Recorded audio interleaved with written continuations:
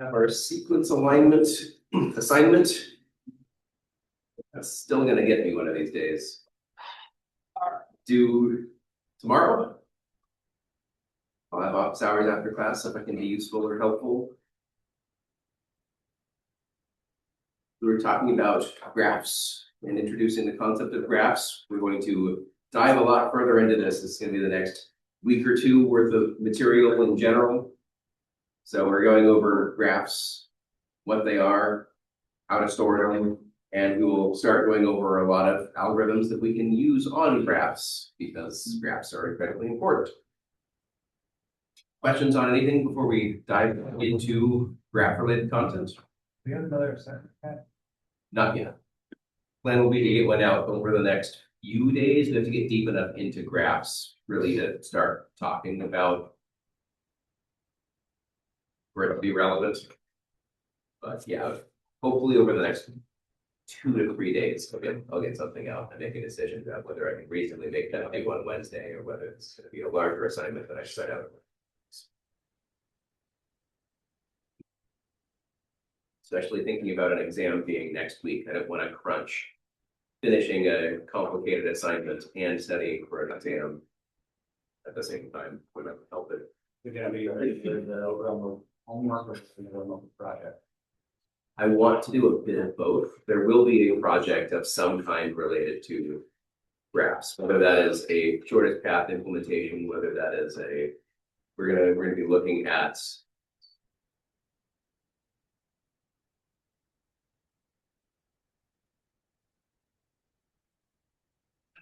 prims or crustals. Minimum span trees. That's the term we're looking for. Whether that's there's going to be some implementation, but there's also going to be some work. All right. Anything else before we dive in? Questions, comments, concerns? Okay. All right. We were looking at trees through the lens of graphs. Just thinking about trees and then saying, okay, if we select a node in a tree, a vertex in a tree, then we can turn that into a rooted tree, just kind of swing the tree around that root. And that becomes a unique tree. You start with, we take our undirected edges and those become directed edges in the direction away from the root. And it makes sense that we can very easily convert a graph with the tree properties into a rooted tree. This can be very useful for a number of things. One thing I hinted at yesterday that is worth going into as well is this concept of density. This is the number of edges with respect to the number of vertices. So the number of edges can vary between 0 if there are just vertices with no connections between those vertices, and the size of the vertices squared if we have a complete graph. I showed that yesterday by showing how this scales as we draw out graphs of more and more vertices and then say every possible edge, let's make that edge. We found that that grew quadratically with respect to the number of vertices. So if the size of the edges is in theta of v squared, then we're going to call the graph dense. We could just say the graph has lots of edges compared to its vertices. Most edges that could exist do exist. As this scales, there are more edges present than there are edges missing. And it's not just quite that. It's just that there are proportional to the square. Whereas if it's closer to linear, then we call the graph sparse. So most possible edges that could be there are missing.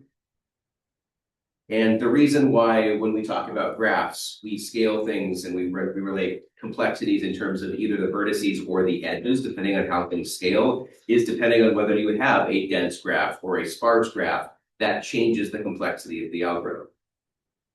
So when we talk about something like a shortest path finder, like we will in the next day or two, we can see that that algorithm has a running time based on both B and E. And since we could say in the worst case that the size of the edges is the vertices squared in that order, That's not necessarily guaranteed on every graph. If a graph is sparse, we want to be able to see that this algorithm has a different running time on a sparse graph than it does on a dense graph. So that's why we don't just use the number of vertices in a lot of the running times as we relate to graph algorithms. If it has to do with the vertices or the edges, relate the vertices or the edges respectively. Don't try to shorthand, and in the worst case, the edges or the vertices squared. Questions on that?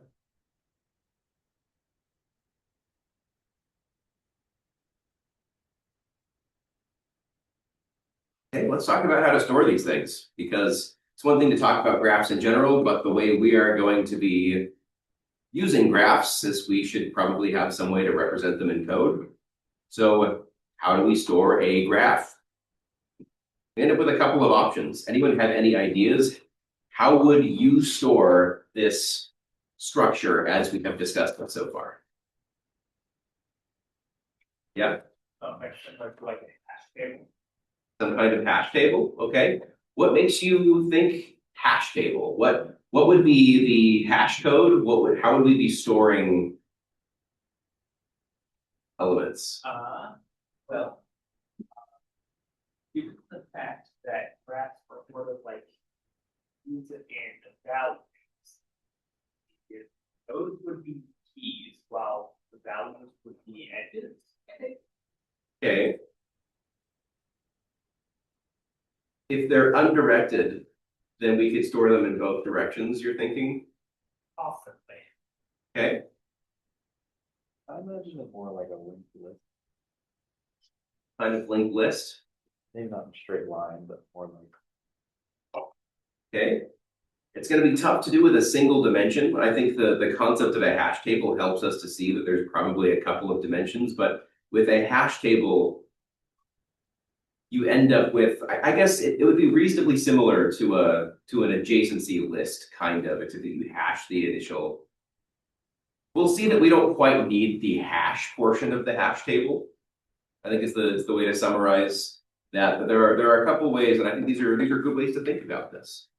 So first one to think about is what we're going to call an adjacency matrix. This is just based on a 2D array or a table, and an adjacency list, which is a list of linked lists. But regardless, in a graph, we do need some kind of two-dimensional structure. We need to be able to say for each vertex, what are the connections of that vertex? What are its neighbors? What are its connections? So as an adjacency matrix, since we're probably a little bit more familiar with arrays than we are thinking of things in terms of linked lists, although who knows with how much we focus on that here. Let's instantiate a table, a 2D array. Our rows and columns will be the number of vertices.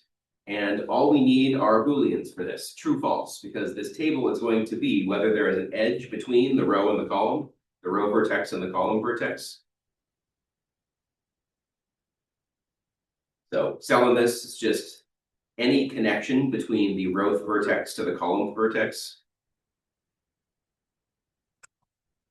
We say true if there's an edge in the graph from the row to the column, and false if no such edge exists.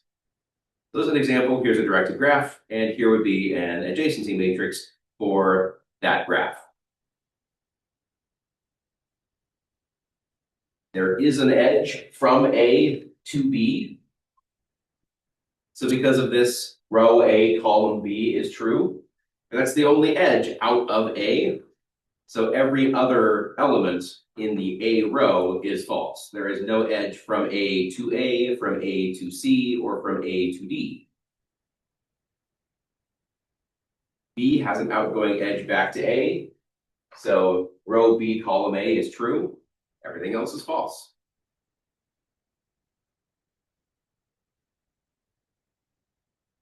Let's think about storing a graph this way. What are the benefits and what are the detriments of storing a graph in an adjacency matrix? There wouldn't be two options if there weren't both a pro, at least one pro, and at least one con. Any guesses as to what a pro or a con would be for storing a graph this way? Yeah. My current thought would be scalability. Scalability, in what sense? How does this seem inefficient in terms of scaling? A good point. It just seems like it gets very big very quickly, because we must store two, because it must be n squared size. It definitely is quadratically sized. How could it be smaller?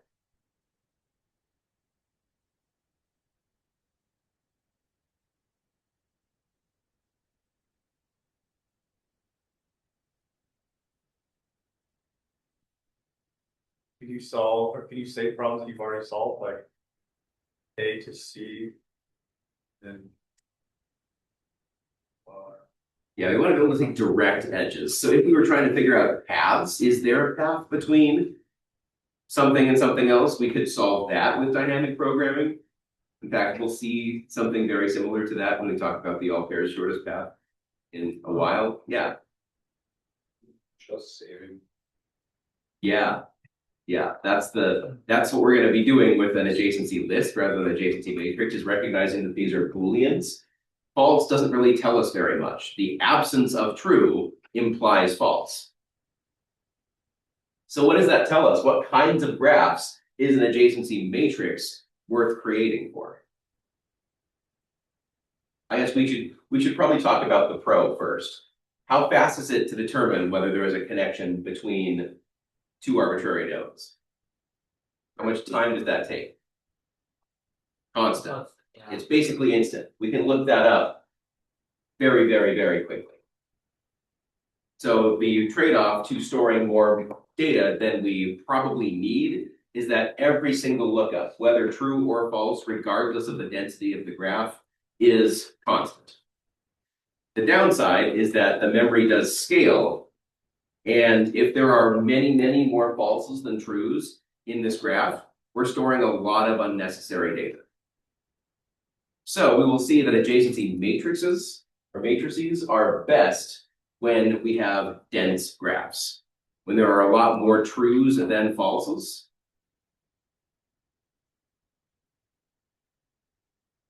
Then there's no better way really to store than this. We might be able to save a little bit of space, but the downside is that there will be a time trade-off. And we'll see what that looks like when we talk about an adjacency list. So yeah, runtimes to get a vertex's out edges, if we needed to figure out, given, we'll go back to this, given the vertex C, what are the edges out of C? How long does that take to determine?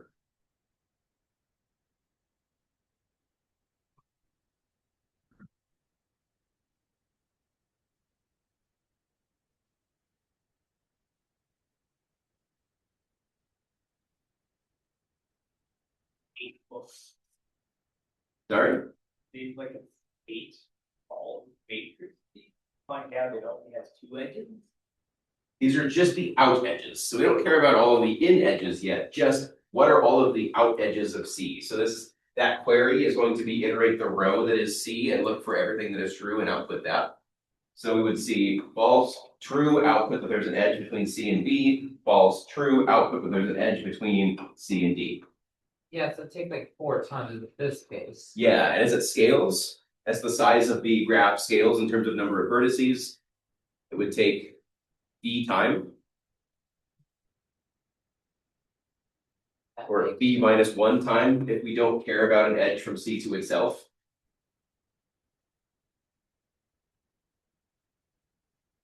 Okay.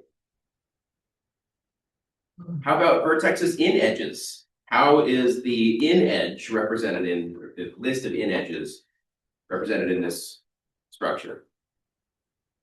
The columns. The columns, yeah. So if we looked at what are all the in edges to C, we would look at the C column, see that everything is false, and quickly, because remember, we're not storing this visual representation. The only access to what this graph is that we have in storage is the adjacency matrix. So we need to be able to look up in this structure, what does that, we need to be able to answer it from the structure, not from looking at a picture. The in edges to B, there are a couple of them, but you can see that it still takes V time to look at the column, the B column, and output every row column pair that is true. So that's also the number of vertices.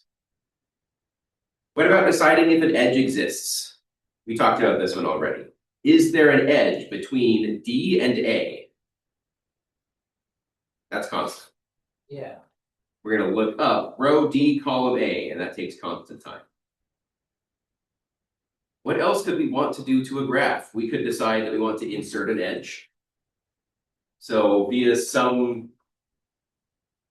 understanding of this graph, we decide we want to insert an edge between D and A. How long does it take to do that? probably, Constant. Yeah, we just Yeah. turn a false to a true. So that's also constant. What about deleting an edge? If we wanted to say there exists an edge from B to A, we want to remove it. Constant as well. We just turn a true into a false in our adjacency matrix. And then our space requirement is V squared, since there are V rows and V columns. So better for sparse or dense graphs. This is better for dense graphs. And you can see why when we query each of these things. When there are lots of truths, we'll see that we can determine and manipulate those truths very efficiently compared to an alternative. So keep all of these runtimes in mind as we talk about the alternative so that we can really compare between storing a graph in a 2D array versus a list of array lists. We're about to talk about. So we have a list of linked lists. You can think of this as an array, you can think of this as an array list, however you'd like to think of some number of linked lists. So each linked list is only going to have the data of anything where there is an edge. So each of the lists of this, I think I have a picture here momentarily, but each of the elements of the array, think of the array moving vertically. We would have the first vertex, the next vertex, the next vertex, the next vertex, and each one is the dummy head of a linked list. And that linked list would store all of the edges, but not all of the non-edges from that vertex to other vertices. So if the list is empty, there are no outgoing edges, and that vertex has no neighbors. How many reasonably elements could be stored in one of these lists? What is the maximum size of one of these linked lists?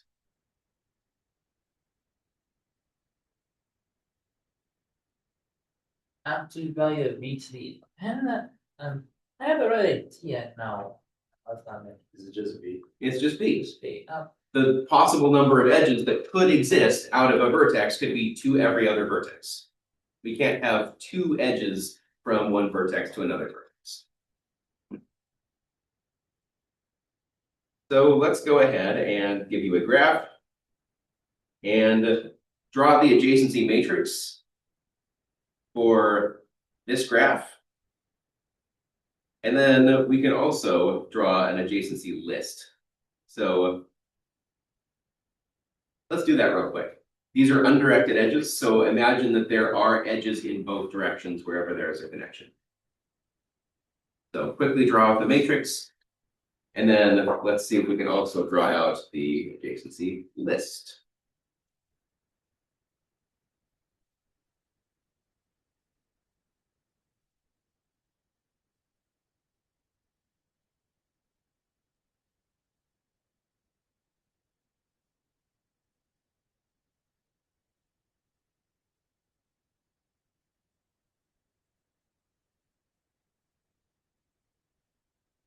Bring up the graph.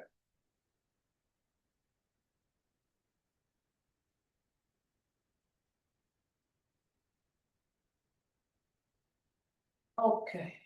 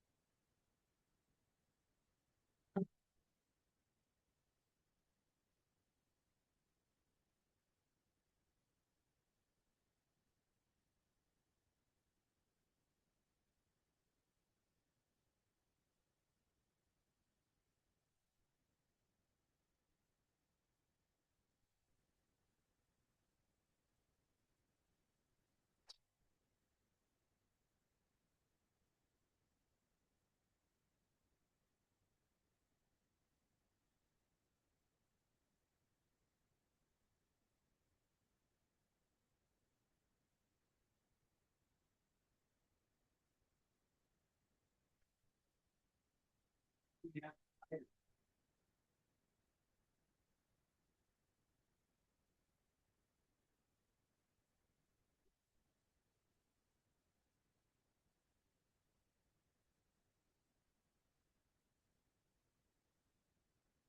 breath.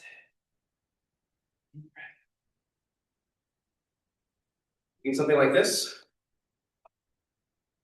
That is not remotely even. No, it is not. This is why you draw the lines first.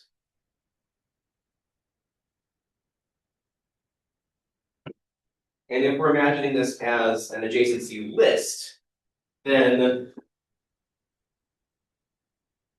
I usually draw this as something like 1, 2, 3, 4, 5. We have 1, 2, 3, 4, and 5. Then this is each head of a linked list. And each of these linked lists are going to be every true connection in the adjacency matrix. So this is going to be a node with value 2 and a pointer to a node with value 5 and a no reference. Then 2 is going to go to 1, 3, 4, and 5.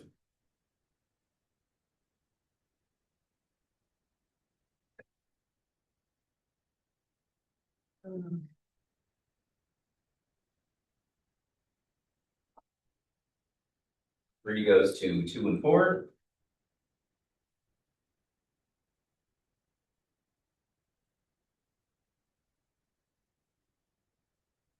Four goes to 2, 3, 5.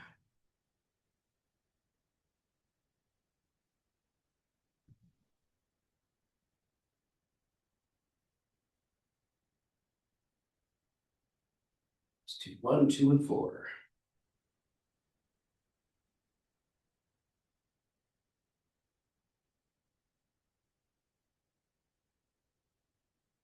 Okay, there's my view of an adjacency list. Okay. Oh, I.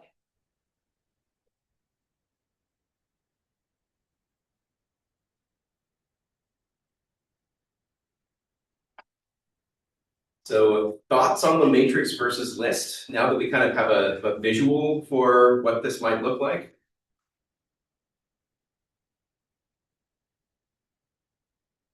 Where is the list better than the matrix? And where is the matrix better than the list? You already kind of talked about the matrix, but let's analyze the list. How is this an improvement over the adjacency matrix? Yeah, It does not waste memory on all the immediate context. yeah, there's no node for a false anywhere. Is this graph closer to sparse or dense? It's kind of right in the middle. Yeah. It's a lot easier to see in larger graphs than just 5 vertex graphs. A little more dense.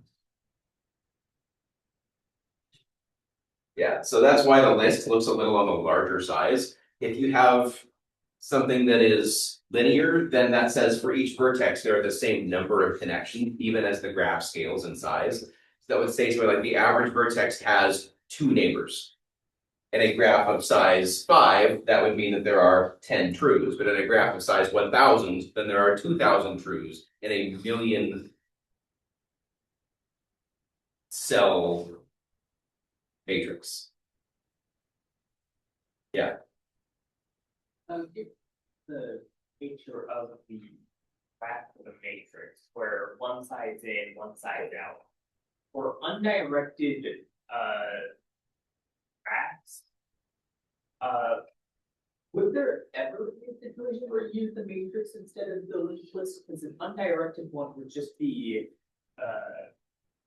what's the Yeah. word? I've been suboptimal here for clarity. Usually you only store one of the 2 edges, and that way you can look up and say, is there one in either one of these directions? And that ends up saving you memory. The reason you make the list is because you want to save memory. So you'll end up with twice the memory footprint if you're storing 2 undirected edges.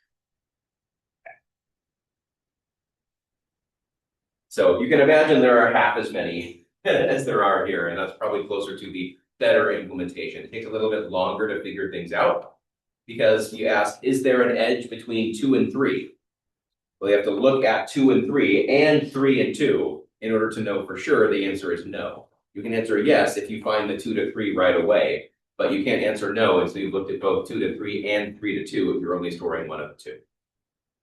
So, as always in computer science, there's a time memory trade-off. You can save time by storing more things.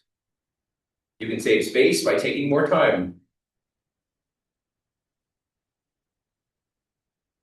Let's analyze complexities a little bit. So do we have everything we need from both of these? Are there any other questions on how this was written, what it means, interpretation? So. Okay.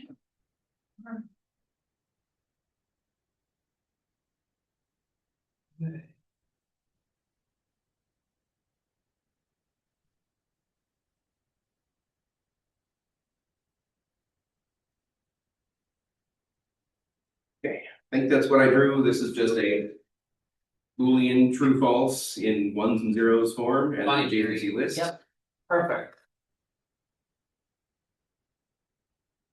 Yeah, that's about right. Oh, okay, fascinating. So you don't necessarily have to store the list in numerical order. That means that you're not sorting each of these lists when you are appending. That would take quite some time on the insertion. Wouldn't really save a ton of time on the lookup necessarily. Let's do the same thing for the adjacency list. How long does it take to get a vertex's out edges?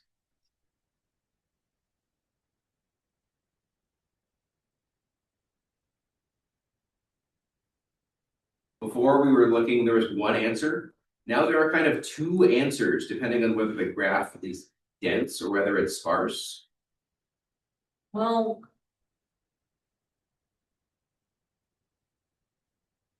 Worst case. It is worst case B. yeah. Worst case. Worst case is exactly the same as the adjacency matrix. Best case would be constant, maybe?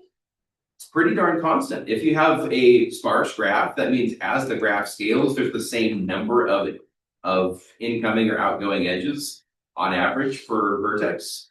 So for it to be linear, 1,000 by 1,000 graph would have an average of 2 vertices, 2 edges per vertex, something like that, rather than half of the vertices per vertex. So if your edges scale based on the number of vertices, whenever you add a new vertex, it connects to some proportion of the existing vertices, then the graph is dense. If it connects to a constant number of vertices as the graph scales, then it is sparse. So yeah, it's based on V for dense graphs and it's constant for sparse graphs. Does that make sense as to why that is?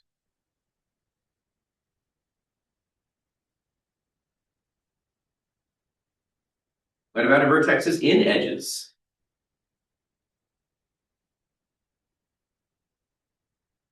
This one's a little bit harder.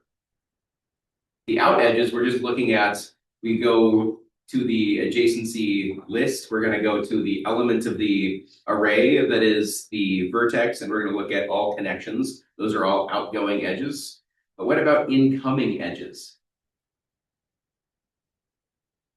I'll go back real quick to the. Imagine trying to say, what are all of the incoming edges to vertex 3? How would you figure that out in this list? Yeah. I have a terrible thought on how to figure it out, and that looks horrible. And that is going through all of them and seeing where 3 node exists. Yes. There is no better way to do that. It's a terrible idea, but there's no better idea. Yeah. That's awful. It is. So the adjacency list, this is why storing an adjacency list when your graph is dense leads to this is the worst thing you can ask of an adjacency list. If the graph is dense, this is where it really hurts. This is where the pain is apparent. For sparse graphs, we just have to do a constant number of operations per vertex. So you get V, which is the same as the adjacency matrix. when we were looking at the column of the adjacency matrix. But for dense graphs, it's disgusting. And this is why you do not use an adjacency list for a graph that could be dense. Smart. Smart. How about determining if an edge exists? This was constant in an adjacency matrix. What is it in an adjacency list? Again, we can break this into sparse versus dense. Well, the edge exists. Think like, actually, that might be the best case. B for dense graphs. Yeah. This also accounting for deciding if an edge exists. Yeah. So if an edge exists, we want to say, is there an edge between A and B? If it's directed, then it's going to be. I definitely think it's like, oh, No. Thankfully, we're gonna assume either the edge exists or it doesn't, and assume that we're not storing one or the other. Assume that we're storing both if the edge is undirected. I'm pretty sure that's for dense graphs. Here, check. Yeah. Yeah. So it's V for dense, but again, it's constant for sparse graphs. Oh, okay, I'm actually surprised. I actually was gonna say b squared, to be honest. So an edge exists. This was constant in an adjacency matrix. So again, it's worse than that if you're using a list for a dense graph. Whereas it's constant, it's the same if it's a sparse graph. What about inserting an edge?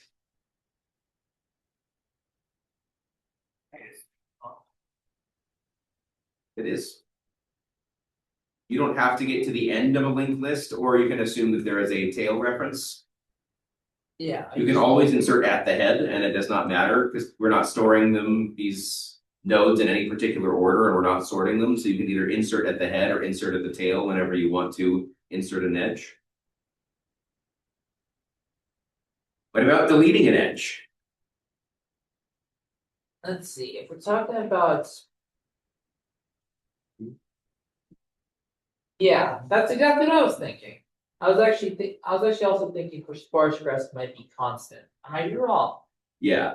No, this should also be broken down into dense versus sparse graphs. It says constant, but if you're iterating the linked list in order to find the reference, then it could be B for a dense graph. Why isn't it broken down into dense or sparse graphs for this one? I don't remember why I did that. I wrote this a long time ago. But no, it should still be B for dense graphs, 1 for constant for sparse graphs. I'll make that change. Okay. And in general, the space requirements. How much memory is this going to take? Let's see. All of V, I'm guessing? No. We again need to break this down into dense and sparse graphs. Yeah, dense and sparse, so. So if it's dense, we don't get any space savings over an adjacency matrix. It's going to be quadratic. But if we have a sparse graph, then we store this in linear memory, which is a massive, massive memory savings over an adjacency matrix. Right, yeah, no. Okay. So we very much need to know both methods of storing graphs, because we can see that there are drastic changes to a lot of these operations. And the trade-off is pretty drastic,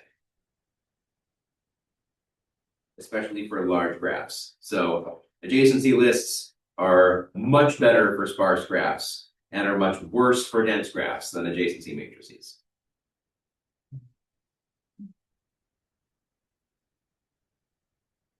Oh, is that gonna be sparser then? You have to look at the problem and then think about. So I'm imagining making this kind of decision in a software engineering type environment. Yeah. You're asking a client, all right, what is being stored? And then you would think about things like, all right, what connections are there? Maybe this is an account based and vertices are accounts and edges are connections between accounts. How frequently are accounts connected? You're Something thinking like, about, you are doing like an airline map thing. Yeah, So at first, it's gonna be pretty sparse, but then as the industry grows, they're gonna be more connected. Right. and it's gonna get more dense. yeah. Are you gonna have to change the topology of your graph at some point? Maybe. That's a good question. Usually you build in for the worst case scaling. So you would build in an adjacency matrix because you would assume that this could eventually become dense. And you don't want to have something that doesn't scale well when it does become dense. So yeah, there definitely is some analysis about when you're making this trade-off, thinking short-term versus long-term. What are the immediate requirements? What are the eventual requirements? How difficult will it be to port this entire system of data over to a new data representation if and when that becomes necessary? How painful is that going to be? How many hours is that going to require? How much data is there going to be? How secure will it be to transfer that data? What is the probability of data loss? All of those are factors when you design something like this. There's very infrequently an obvious right answer. You just have to think about the pros and the cons and then come to a conclusion based on what you think may happen. What you like doing more, that's the good writing. Yeah, yeah. Yeah, scalability is a very important part of software design. Okay, any questions on storing graphs?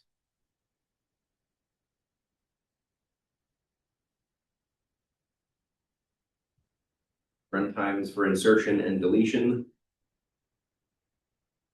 For adjacency lists, insertion is always constant. Deletion is either constant or linear, depending on whether the graph is sparse or dense.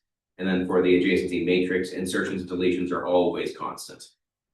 Because you're either turning a true into a false or a false into a true.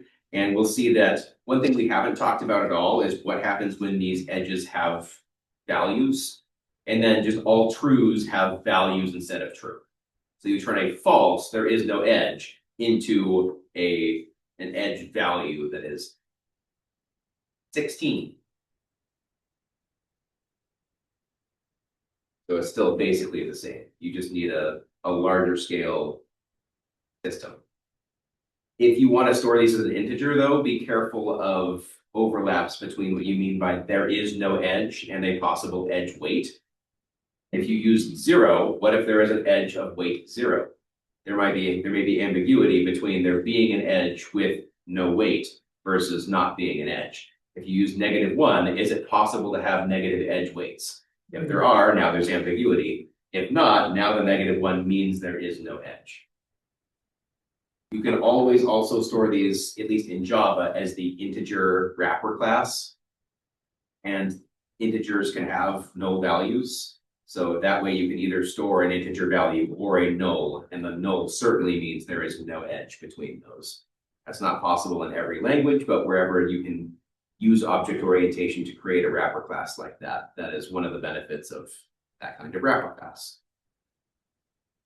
Have we used those before in prior classes? Integer wrapper class, know what that is, why it exists.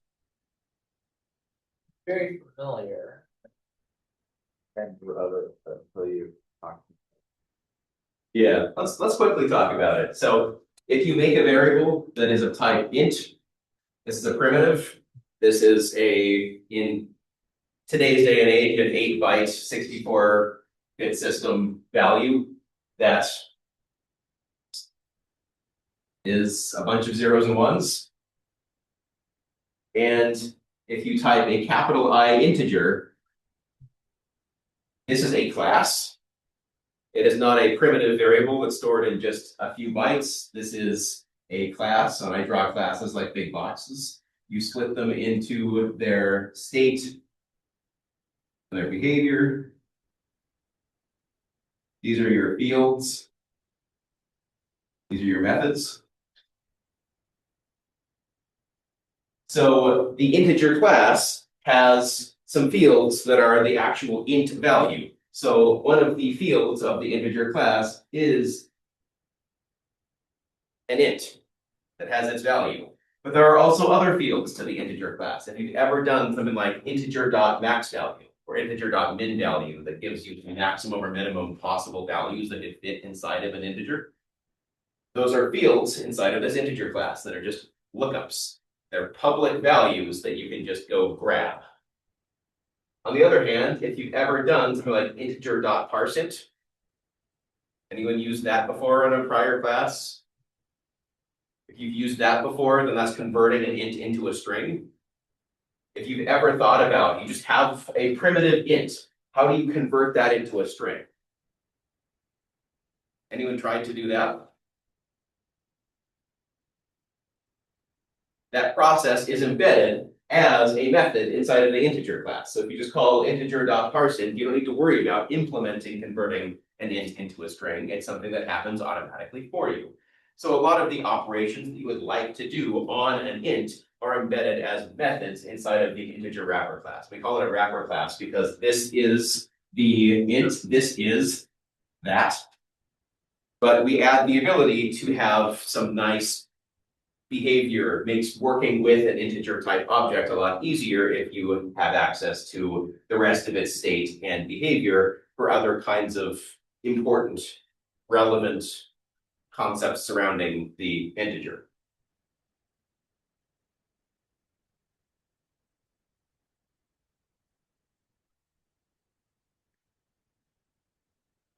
Questions on that or why that exists? So if you ever need anything surrounding the class, just use the wrapper class.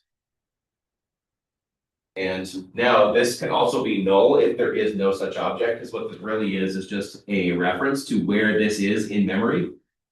So if this object does not point anywhere, then it is null. So you can have an integer that doesn't refer to an object, rather than having a value or looking at this value. This value can't be null, but this can point nowhere, which is the concept of null.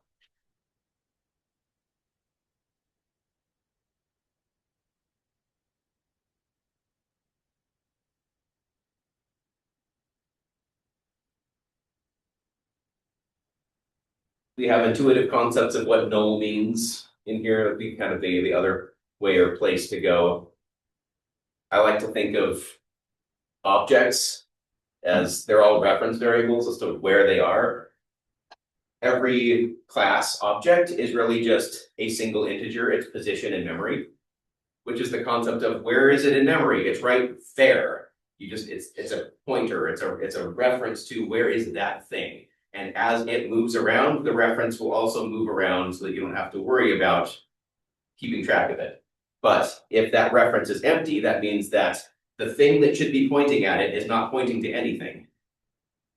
That is null. You're saying, what are you pointing at? It says nothing. If it is nothing, then it's null. All right, one big thing we want to do to graphs is to search them. It's one thing to store all of this data in a graph representation, but it's another if we want to do things like be able to do things that are more complicated. Find things like paths from one place to another. So if we have this structure and we want to start asking questions about the underlying structure, we can do that. Some of these questions were just asked. Things like, how do we insert or delete or determine whether the number of in edges or out edges, so the list of in edges and out edges for a particular vertex. But there are some others. Frequent one is minimizing the cost of traversing the graph from one vertex to another. This is especially relevant when those edges have weights, but even not, you could still say how many edges would it take at minimum to get from a source vertex to a destination vertex. So two different kinds of questions in here, the number of edges and the minimal path weight costs. So here's an example. Very outdated example because who can fly for these prices anymore? But you can imagine that we want to get from Miami to San Francisco. What is the cheapest way to get there? Walking. Stop. Teleporting. Let's see. Go back in time to the last time you were there. Yeah. Yeah, if we wanted to do number of edges, then we could go Miami to Honolulu to San Francisco. 6:30. It'll take a lot longer, but you can get there in 2 legs. In terms of money, It's expensive. One of the most expensive ways you can go about it. yep, Let's see. 90. Okay. Better than most.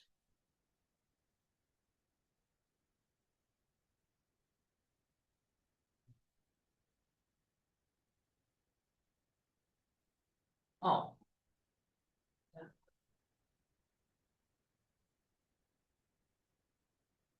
what do we think? What is that cheapest way to get there? W Ford. Dallas, Fort Worth? Yeah. And then to Chicago, and then to San Francisco, ORD is Chicago. W Ford. Yeah. That's not bad. Yep. I found the same one too.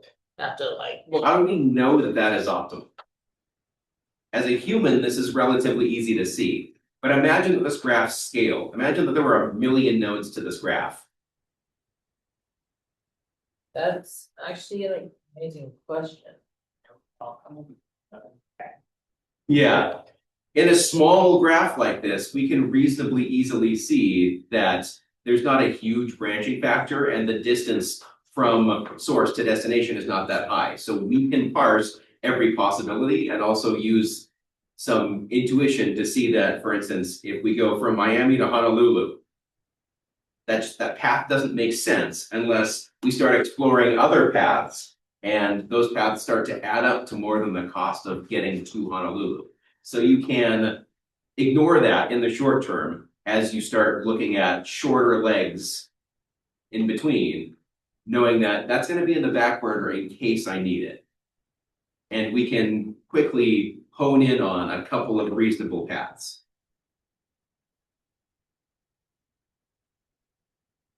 But a computer certainly doesn't have that ability to do. So there are a couple ways that we can try searching graphs, especially imagining that these graphs were a lot larger and scaled to be many, many, many more nodes, where it would be less intuitive for you to find an answer. And the first of those is called depth first search. Who's heard of or used depth first search before in something? Very familiar. I believe I used that in data structures, I think. Yeah. It was also in my data structures. Yeah, I It's did. back. I did that with Tony. Yeah. So we use depth first search in trees, right? Where did depth first search appear in trees? When did we use depth first search? The tree. Yeah, what kind of traversal for printing the tree? It was in order. If we do something that's in order, we did left, then node, then right, which means that we explore the left subtree and then we print the value of the node, and then we explore the right subtree, which is the exact definition of depth first search. We're going to pick a direction and we're going to explore that direction before we even analyze, did we reach the destination? So depth first search for trees worked very well because there was an end. When you reached a leaf, then you can backtrack from that leaf to the next value. So we need some way to order the nodes in a graph because we don't just have a left child and a right child. We can't say left node right for a graph. We're going to need the ability to determine how to sort the nodes, what positions to go down, and how to recognize when we visited something or not visited something, because there are multiple paths to a destination now in a graph, whereas in a tree, from the root, there was only one path to get to a node.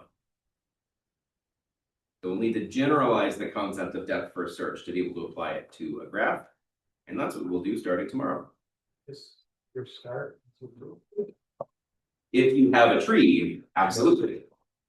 If we're in a graph now, we have that kind of as a root, and we could do that. But now, at least in the last example, let's say the root is Miami. We can get to Dallas Fort Worth in multiple ways, which was never possible in a tree. There are multiple possible paths that get us to even a middle point or a final point. So how do we know? Whereas in a tree, we have, if we want to get to this node, there's only one way to get there. We have to go left and right from the loop. But you can imagine that if there were other ways to get there, that we have to explore those other ways in order to know that this was the best way to get to that top.